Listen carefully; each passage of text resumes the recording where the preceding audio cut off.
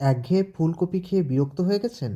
একবার ফুলকপি দিয়ে এই রেসিপিটা করে দেখুন, গ্যারান্টি দিচ্ছি সারা জীবন মুখে লেগে থাকবে।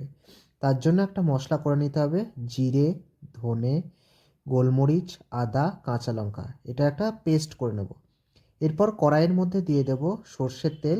সেই তেলে ফুলকপিগুলোকে আপনাদের ভেজে নিতে হবে। সামান্য পরিমাণে লবণ দিয়ে আপনারা এটাকে লালচে করে ধৈর্য ধরে ভেজে নেবেন।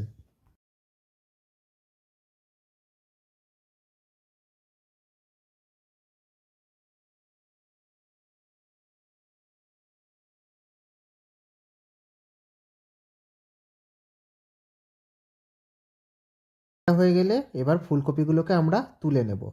এরপর ওই তেলের মধ্যে আমরা দিয়ে দেব সামান্য পরিমাণে ঘি। এবার দিয়ে দেব গোটা গরম মশলা, তেজপাতা।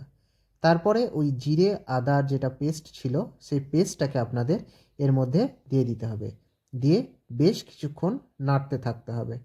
মশলাটার গন্ধটা যখন চলে যাবে তখন এর মধ্যে দিয়ে দেব পোস্ত এবং চালমগজ বাটা এবং সামান্য পরিমাণে মশলা ধোয়া জল দিয়ে আবারও বেশ কিছুক্ষণ এটাকে কষাতে থাকতে হবে।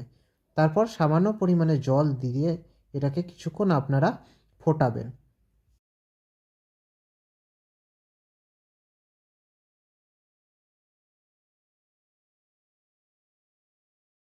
এরপর এর মধ্যে দিয়ে দেব পরিমাণ মতো লবণ এবং চিনি।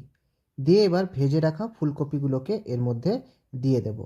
তারপরে ফুলকপি সেদ্ধ হওয়া পর্যন্ত কিন্তু আপনাদের এটাকে বেশ কিছুক্ষণ ধরে ফোটাতে থাকতে হবে।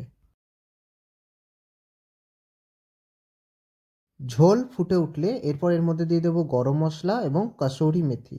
ব্যাস, তারপরে নামিয়ে নিলেই রেডি হয়ে যাবে কিন্তু মরিচ ফুলকপি।